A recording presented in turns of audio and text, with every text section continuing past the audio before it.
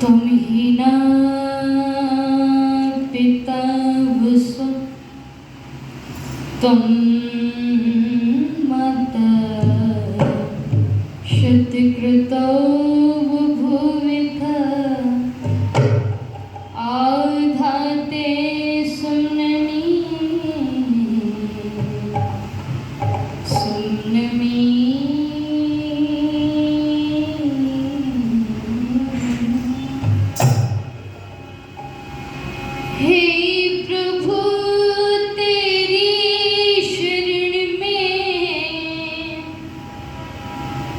हम सदा तेरे हैं,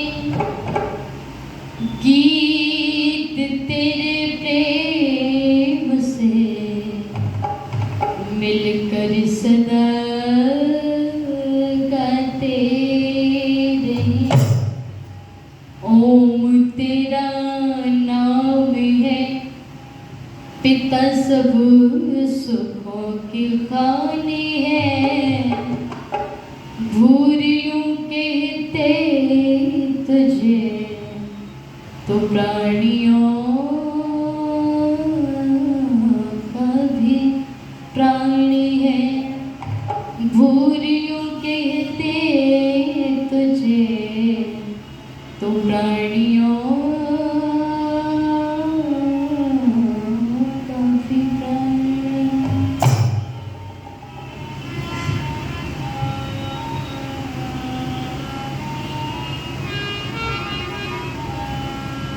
कि सच्चे मन से ओम नाम कर गाएगा,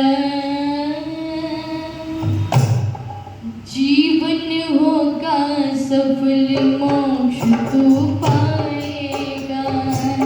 सच्चे मन से ओम नाम कर गाएगा, जीवन होगा सफल, मोक्ष तू पाएगा। सच्चे मन से ओम नाम कर गाएगा, जीवन होगा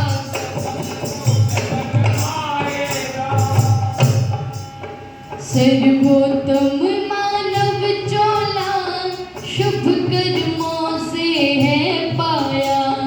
सर्वोत्तम मानव चोला, शुभ कर्मों से है पाया। यह मुश्किल से मिलता है, वेदों ने श्रेष्ठ बताया। यह मुश्किल से मिलता है, वेदों ने श्रेष्ठ बताया। प्रभु यदि ध्याएगा, जीवन होगा सफल, मोक्ष तू पाएगा। सच्चे मन से ओम नाम कर गाएगा, जीवन होगा सफल, मोक्ष तू पाएगा।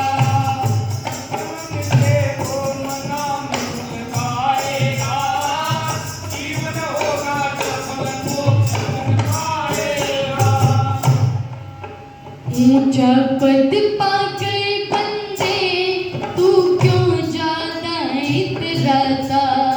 ऊंचा पद पाकर बंदे तू क्यों ज्यादा इतराता।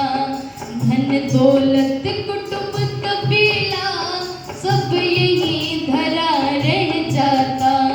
धन दौलत कुटुंब कबीला सब यही धरा रह जाता। अकेला जाएगा, जीवन होगा सफल, मोक्ष तू पाएगा। सच्चे मन से ओम नाम कर गाएगा, जीवन होगा सफल, मोक्ष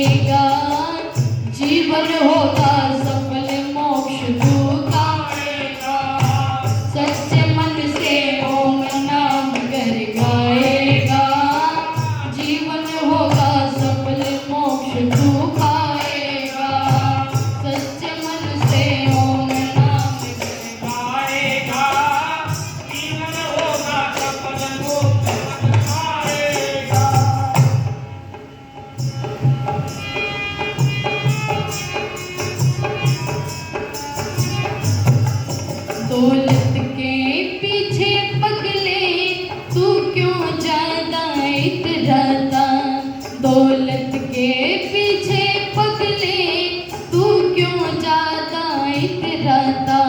कह नंद लाल ये काया और सब कुछ धरा रह जाता, कह नंद लाल ये काया और सब कुछ धरा रह जाता। मोक्ष तू पाएगा जीवन होगा सफल, मोक्ष तू पाएगा सच्चे मन से ओम नाम कर गाएगा, जीवन होगा सफल, मोक्ष तू पाएगा सच्चे मन से ओम नाम कर गाएगा, जीवन होगा सफल, मोक्ष तू पाएगा, जीवन होगा सफल, मोक्ष तू पाएगा, जीवन होगा सफल, मोक्ष तू पाएगा।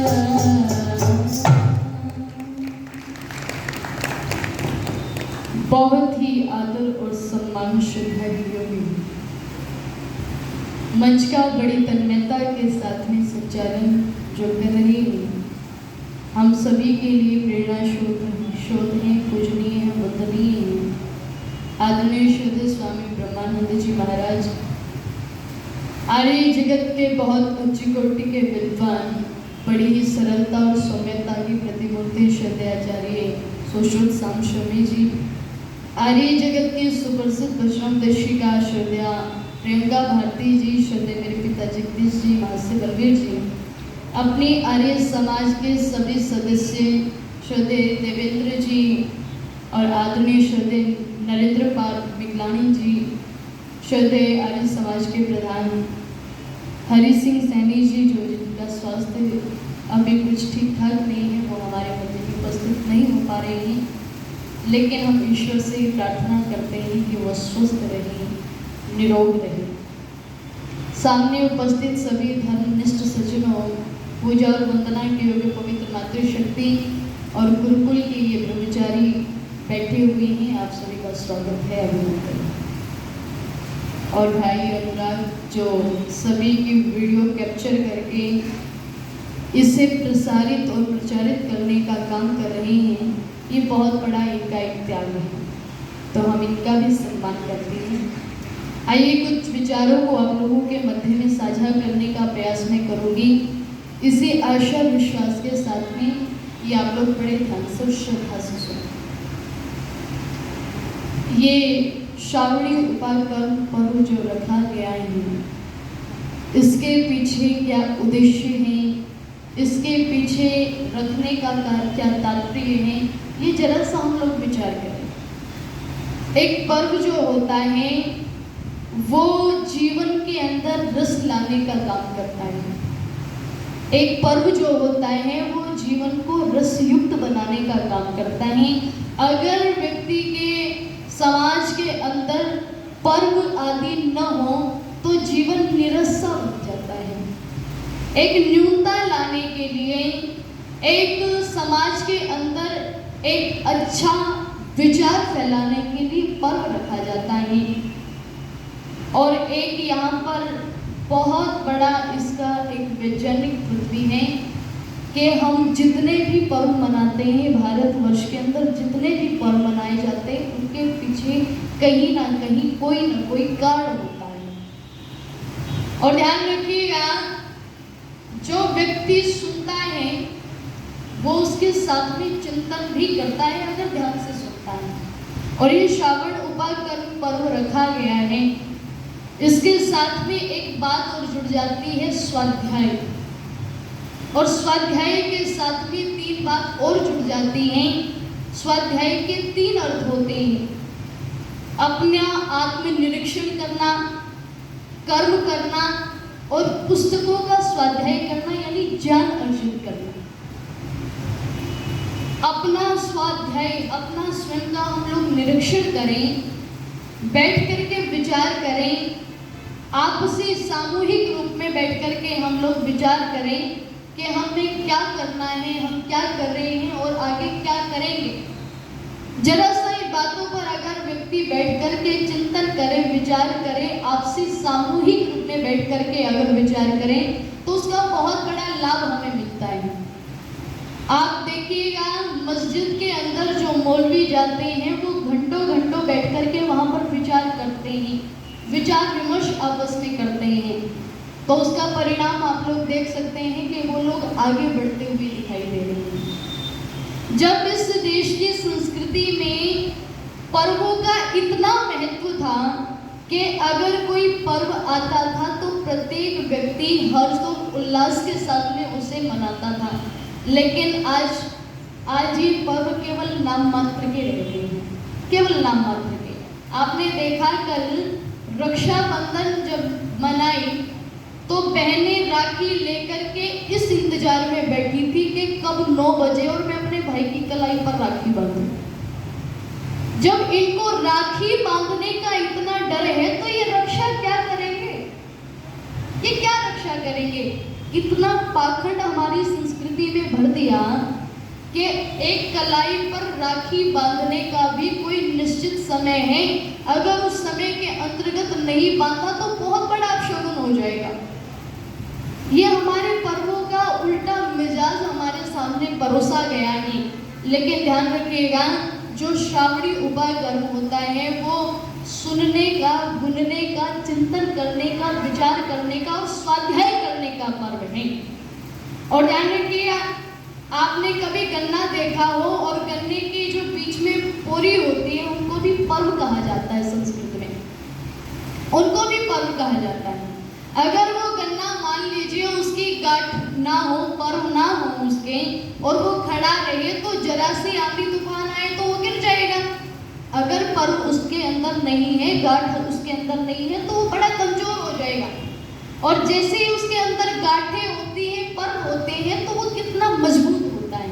इसी प्रकार जब पर्व किसी संस्कृति से जुड़ जाता है तो वो उसकी संस्कृति को सुदृढ़ करता है, वो संस्कृति को मजबूत बनाने का काम करता है।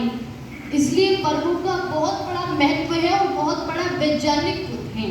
लेकिन हम लोगों ने इतने हल्के में इनको ले लिया है कि बस एक दिन पर्व मनाया, एक दिन ढोल झंकार बजाए, नए कपड़े पहने, बस हुड़दंग मचाया और हो गया पर्व। दिवाली के दिन व्यक्ति न जाने क्या क्या हुड़दंग मचाते हैं, होली के दिन न जाने क्या क्या हुड़दंग मचाते हैं, लेकिन हमारे वास्तविक पर्व जो थे हमने उन पर विचार करना, चिंतन करना बिल्कुल बंद कर दिया। इसलिए क्या आपको दिखाई दे रहा है कि भारतीय संस्कृति की रीढ़ की हड्डी कमजोर होती हुई दिखाई दे रही है। ये जो पर्व है ये हमारी भारतीय संस्कृति से जुड़े हुए हैं। ये जो पर्व है ये संस्कृति को दृढ़ बनाने का काम करते हैं। ये पर्व जो है ये किसी भी राष्ट्र को मजबूत बनाने का काम करते हैं।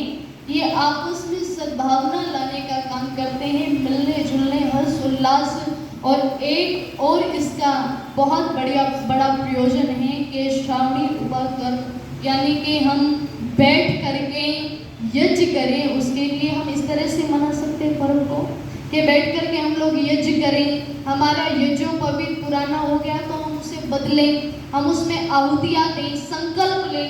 तो पर्व को तो हम बहुत अच्छे तरीके से मना सकते हैं, लेकिन हमने पर्व केवल कितना मनाया कि 9 बजने तक का इंतजार किया, और 9 जब बजे तब भाई की कलाई पर राखी बांध दी और बदले में उससे पैसे ले लिए, धन ले लिया, न जाने वो क्या क्या। लेकिन वास्तविक अगर पर्व मनाना सीखना है तो मनाना सीखिएगा किससे? उस बहन से जिसका भाई रक्षा बंधन वाले दिन सरहद पर लड़ने के लिए जा रहा है और बहन से राखी बंधवा करके कहता है कि बहन मेरे पास में ज़्यादा पैसे तो नहीं हैं, मैं तुझे क्या दूँ? तो बहन ने कहा कि भाई ये मुझे पैसों की आवश्यकता नहीं है, मुझे इतनी छोटी भेंट नहीं चाहिए, मुझे इतना छोटा उपहार नहीं चाहिए, मैं तो अपनी राखी के बदले तुझसे बहुत बड़ी कामना करना चाहती हूँ, बहुत बड़ी कामना करती हूँ। बोले क्या? बोले मेरे लिए, मेरी इस राखी के बंधन को निभाने के लिए, इसका संकल्प पूरा करने के लिए मैं चाहती हूँ कि तुम सरहद की दीवारों पर लड़ो और अपने दुश्मनों को धराशाही कर दो। अगर तुमने ऐसा किया तो वो मेरी रक्षाबंधन का असली उपहार होगा। कभी मनाना सीखेगा। और एक बहन भाई का जो प्रेम होता है वो एक बहन और भाई ही बता सकता है।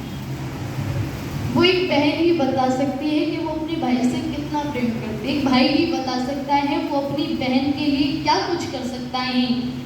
ध्यान रखिएगा, दुनिया में सबसे बड़ा मित्र और सबसे बड़ा प्रिय कोई होता है तो वो भाई होता है एक बहन के लिए। दुनिया का सबसे बड़ा मित्र भाई होता है। एक भाई एक पिता की भी उपाधि निभा देता है, एक भाई एक मित्र की भी उपाधि निभा देता है, एक भाई अपने भाई होने का फर्ज भी निभा देता है। तो बहन भी कभी पीछे नहीं हटती, अपने भाइयों के अंदर वो हुंकार, वो जागृति लाने का काम समय समय पर करती हैं। जिनकी राष्ट्र को जरूरत होती है, जिनकी स्वयं को जरूरत होती है, जिनकी समाज को जरूरत होती है। ये होता है पर्व तो ये होता है अगर कोई मनाए तो। लेकिन हमने पर्व क्या मनाया कि दो तो रक्षाबंधन मना ली। पंडितों के कहने पर पता नहीं कौन सा भूचाल आ जाएगा। ये इतने पाखंड के अड्डे खोद दिए इन लोगों ने कि दो तो रक्षाबंधन, दो शिवरात्रि, हर जगह नई खोजे। लोग तो इतनी तरक्की कर रहे हैं, कोई चंद्रमा पर जीवन ढूंढ रहा है और इनकी क्या रहते खुरपाती दिमाग के दो रक्षाबंधन, दो शिवरात्रि। ये सारे के सारे धर्म के ठेकेदारों के अपनी तरह से जनता को ऐंठने के साधन हैं। तो जरा सा हम विचार करें, हमारी संस्कृति क्या थी, हमारे पर्व हमारी संस्कृति में क्या काम करते हैं और हमें क्या प्रेरणा देते हैं। जरा हम विचार करें। सुनना बोलना ये सबसे बड़ी बात है। और बैठ करके अपना चिंतन करना, अपना आत्मनिरीक्षण करना, ये इतनी बड़ी बात है। कितनी बड़ी बात। ऋषि दयानंद जी महाराज ने जब हरिद्वार के अंदर पाखंड खंडनी पताका गाड़ी पहली बार, तो ऋषि बोल रहे थे, लोग आ रहे थे जा रहे थे, किसी पर कोई प्रभाव नहीं पड़ रहा था। तो इसके लिए ऋषि ने लोगों को दोष नहीं दिया कि लोग मूर्ख हैं, मेरी बात नहीं सुन रहे, बल्कि आत्मनिरीक्षण किया, अपना निरीक्षण किया कि शायद कहीं ना कहीं मेरे ही तप में कोई कमी है। और उसके बाद 2 वर्षों तक ऋषि ने अपने आप को तपाया, तपस्या की। और 2 वर्ष के बाद फिर हरिद्वार के अंदर पाखंड खंडनी पताका गाड़ी और ऋषि बोल रहे थे तो लोग वहीं पर मग्न होकर के बैठ गए। और इतना बड़ा परिणाम मिला कि टोकरा भर गया था गंडे ताबीजों से, जो लोगों ने निकाल करके फेंके। इतना बड़ा प्रभाव। और जरा सा हम अपना निरीक्षण करें, आत्मनिरीक्षण करें, ये सबसे बड़ी बात है। तो बहुत सुंदर पंक्तियां लिखी कवि ने।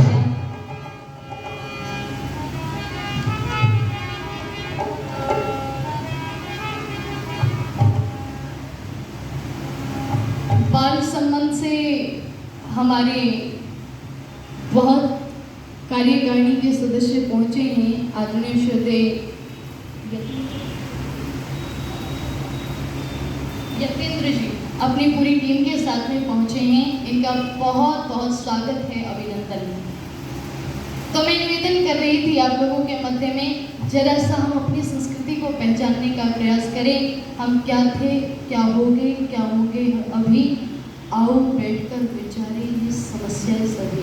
बहुत सुंदर पंक्तियां लिखी पंडित शोभाराम के जी ने।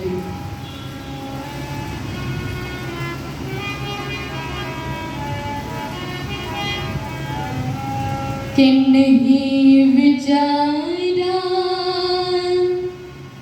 हाल पे अपने, बैठ कर कभी, कि नहीं विचारा हाल पे अपने, बैठ कर कभी, कि हम क्या थे क्या हो गए क्या होंगे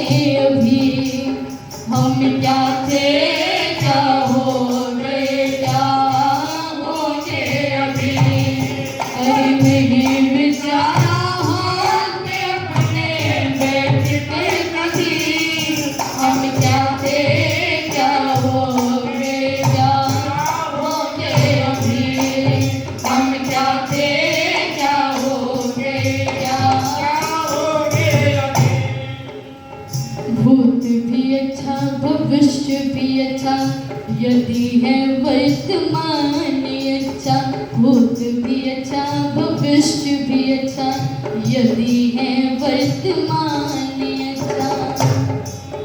इन बातों पे करना एतबार नहीं। इन बातों पे करना एतबार नहीं।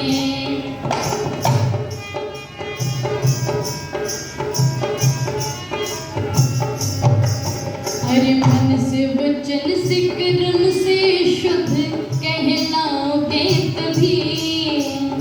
मन से वचन से कर्म से शुद्ध कहलाओगे तभी।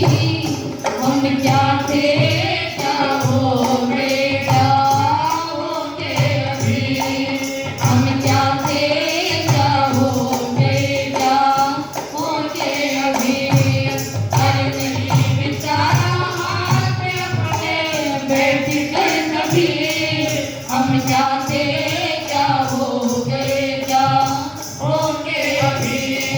हम क्या थे क्या हो गए क्या होंगे अभी। देश की संस्कृति लुटी पिटी और इतनी लुटी कि आज एक समय ऐसा आ गया है कि जहाँ पर देश के प्रत्येक बच्चे बच्चे को ये पता रहता था कि हमारा कर्तव्य क्या है, धर्म क्या है, ईश्वर की भक्ति क्या है, छोटे छोटे बच्चों को पता रहता था। लेकिन एक आज का समय है, बच्चे ये तक नहीं जानते कि हमारे धार्मिक ग्रंथ कौन से हैं। बच्चे ये तक नहीं जानते हमारे आइडल कौन हैं। बच्चे ये तक नहीं जानते कि भारतीय संस्कृति क्या है।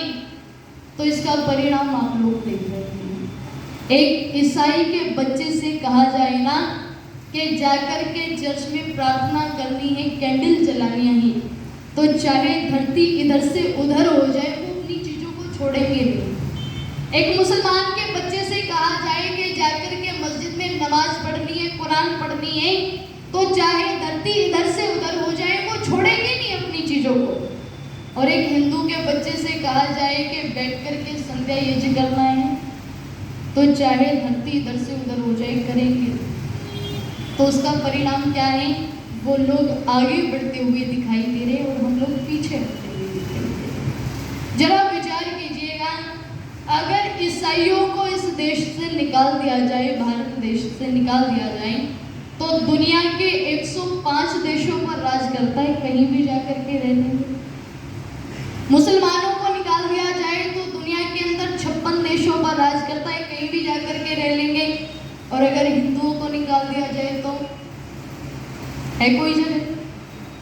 फिर तो वही दादा पृथ्वी सिंह बेधड़क वाली बात हो गई कि पेट पर बड़े बड़े पत्थर बांधकर डूब करके तो मर सकते हैं, लेकिन कहीं भी दुनिया के अंदर जगह नहीं है। जरा सा हम संभलने का प्रयास करें, अपने संस्कृति को जानने का प्रयास करें, क्योंकि हमारी संस्कृति ही हमारा वो हथियार थी जिसके बलबूते पर ये देश विश्व गुरु कहलाता रहा।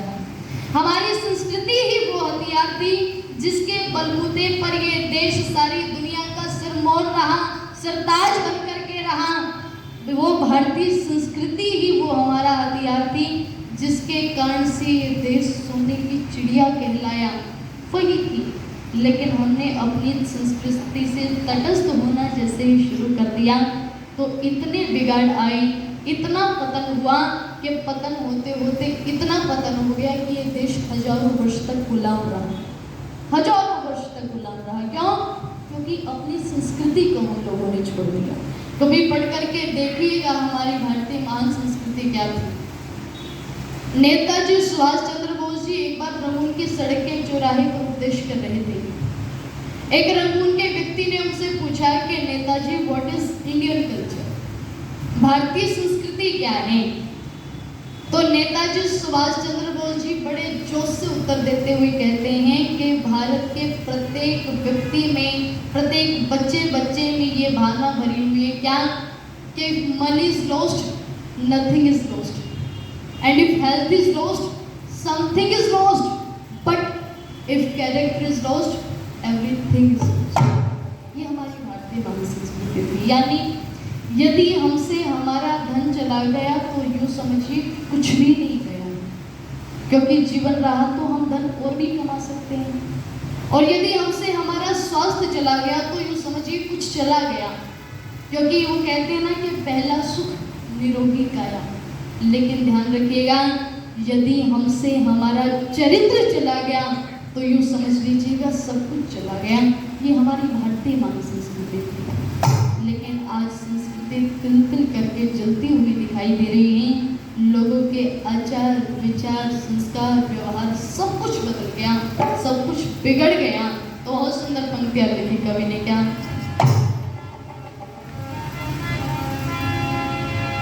कि क्या गजब आसार बनते जाए रे, क्या गजब आसार बनते जाए रे, क्या गजब आसार बनते जाए रे।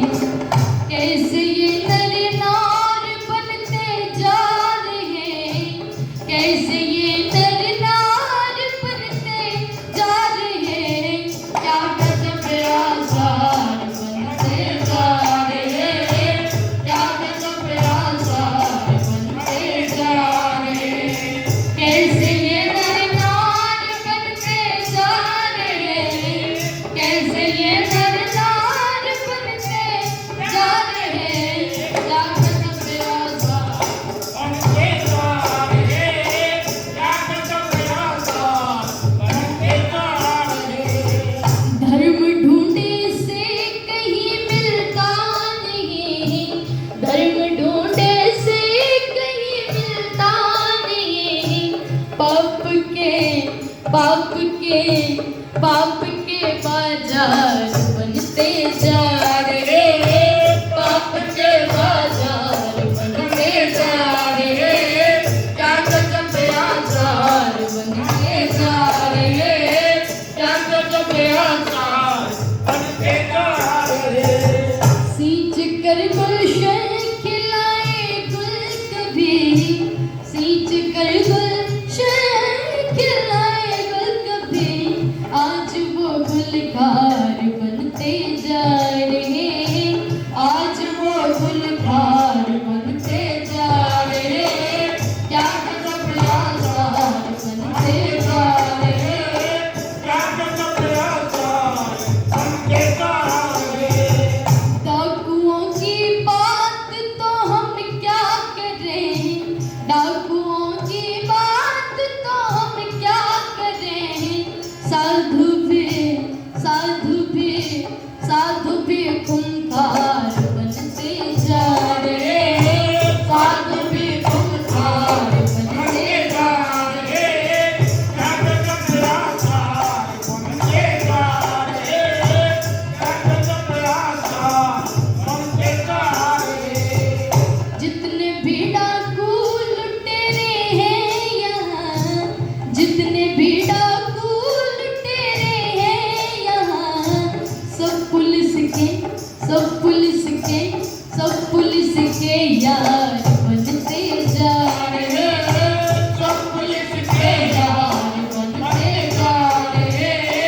क्या गजब आसार बनते जा रहे, क्या गजब आसार बनते जा रहे। खाके रबड़ी दूध मक्खन संतरे, खाके रबड़ी दूध मक्खन संतरे। लोग क्यों बीमार पड़ते जा रहे, लोग क्यों बीमार पड़ते जा रहे, क्या गजब आसार बनते जा रहे, क्या गजब आसार बनते जा रहे। जल न जाए विश्व सारा एक दिन, जल न जाए विश्व सारा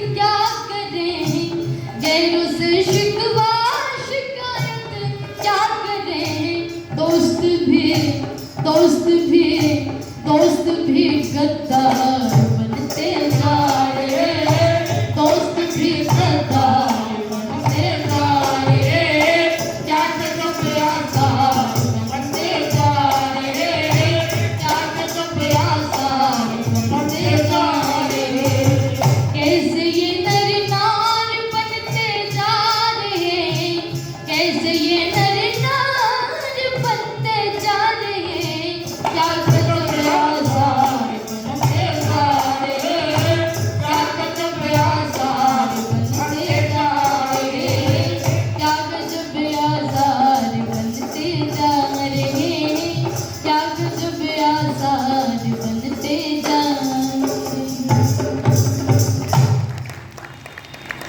हम लोग राम राज की कल्पना करते हैं हम लोग चाहते हैं कि देश के अंदर सुराज आ जाए अच्छा राज आ जाए राम राज आ जाए लेकिन ऐसे माहौल में राम राज की कल्पना की भी जा सकती है। हम लोगों ने राम को इतना माना इतना पूजा कि हम जानते हैं कि भारतीय संस्कृति की रीढ़ की हड्डी है राम लेकिन ये जानते हुए भी राम की एक नहीं मानी राम को तो माना लेकिन राम की एक नहीं मानी। अच्छा आप विचार करके देखिए राम के देश में जो राम पिता के इतने बड़े भक्त थे कि पिता की एक जुबान पर 14 वर्ष का वनवास स्वीकार कर लिया कहाँ तो वो राम और कहाँ आज के राम हैं कि अगर पिता एक गिलास पानी मांग लेना तो ये 70 गालियाँ सुनाते हैं। क्या खा करके सोए थे क्या खा रखा है ऐसा कावड़ ला करके जल चढ़ा करके आते हैं शिव जी पर नंगे पैर जाते हैं दौड़ते हुए जाते हैं शरीर को कष्ट देते हैं लेकिन घर के अंदर माता पिता भूख प्यास से बिलख रहे होते हैं उनको पूछने वाला कोई नहीं है। ये राम की भक्ति रहती है। श्रवण कुमार को मानते हैं जिस श्रवण कुमार ने अपने माता पिता को पालकी में बैठा करके तीर्थ यात्रा करानी चाहिए और कराई अपना प्रायश्चित करने के लिए कि मैं तो क्या कर रहा था मैं क्या सोच रहा था और मेरे माता पिता के साथ में क्या व्यवहार हो रहा था। आप सबने सुनी है वो घटना। कहाँ तो वो श्रवण कुमार अपने माता पिता को तीर्थ यात्रा करा रहा है अपने प्रायश्चित के लिए और कहाँ ये माता पिता को गालियाँ दे रहे हैं। ये राम के देश में रहकर के कितना बड़ा हुड़दंग कितना बड़ा हुड़दंग ये इस भारतीय संस्कृति को लुप्त करने वाली बात है। और ध्यान रखिएगा जो देश अपनी संस्कृति को और अपने महापुरुषों को भुला देता है उन देशों के नक्शे से बढ़ जाया करते हैं। इसलिए जरा सा हमें अपनी संस्कृति की ओर ध्यान देना है अपनी संस्कृति की तरफ हमें आना है तभी देश का उद्धार होगा तभी हमारा उद्धार होगा। इसलिए जरा सा एक गीत की पंक्तियाँ रख करके अपनी मैं वाणी को विवरण करूं। जो लोग सोचते हैं कि राम की भक्ति कर लेने से मात्र सब कुछ हो जाएगा तो ऐसा नहीं है। राम को पूजते हैं तो वास्तविक रूप में कैसे पूजें कि राम के गुणों को अपने जीवन के अंदर हम धारण करने शुरू कर दें तो ये सबसे बड़ी राम की भक्ति है। राम के भक्त का आइए स्वामी जी का आदेश है कि ऋषि दयानंद जी महाराज के विषय में एक गीत में रखूं।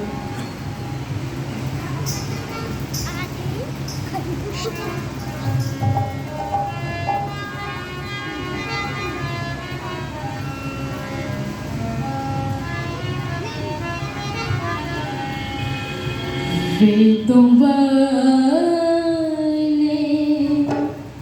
हो वेदों वाले वेदों वाले हो वेदों वाले आए बहुत पर आए बहुत पर तुम थे निराले वेदों वाले हो वेदों वाले वेदों वाले हो वेदों वाले आए बहुत पर आए बहुत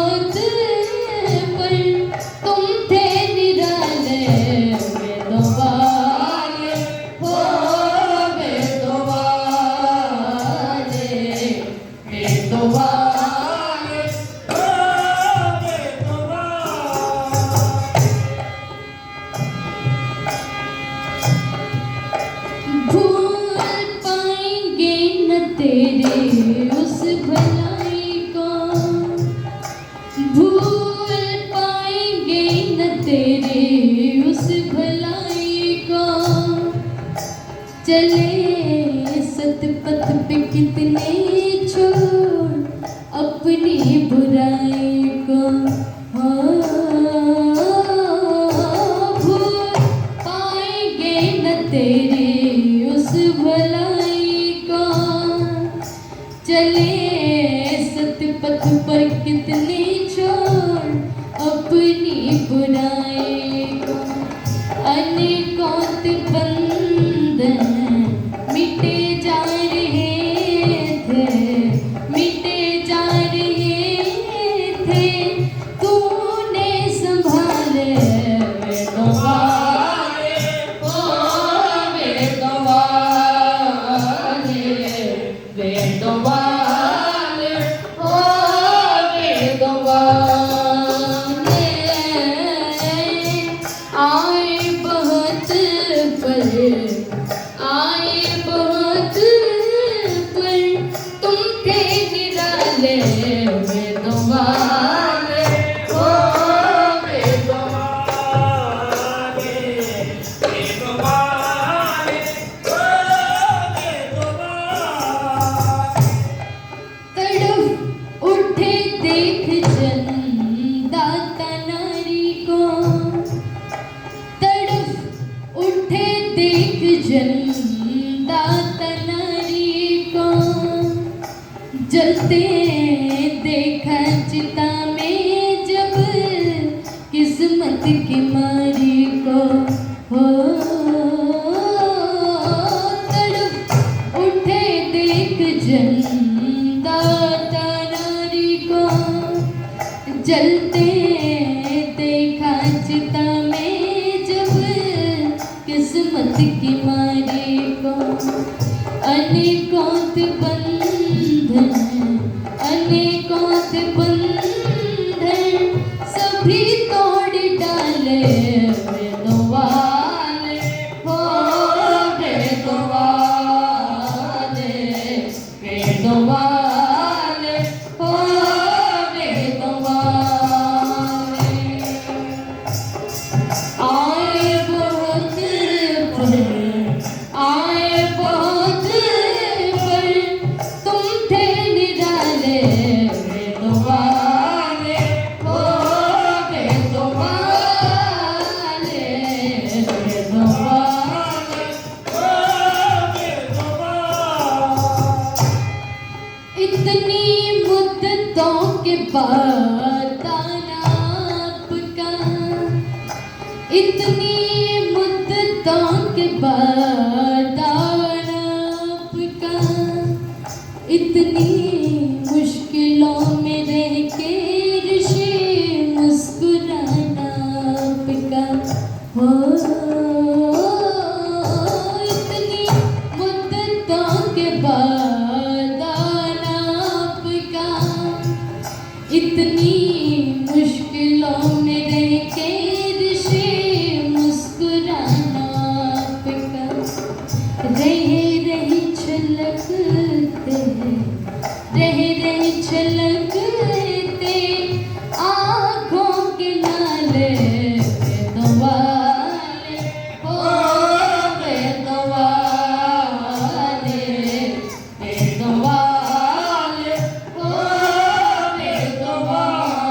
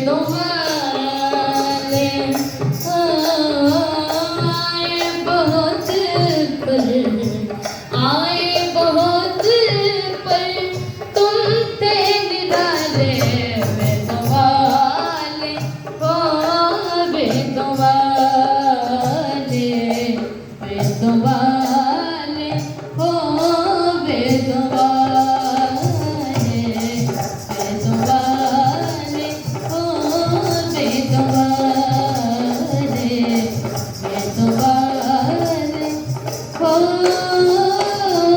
वेदों वाले।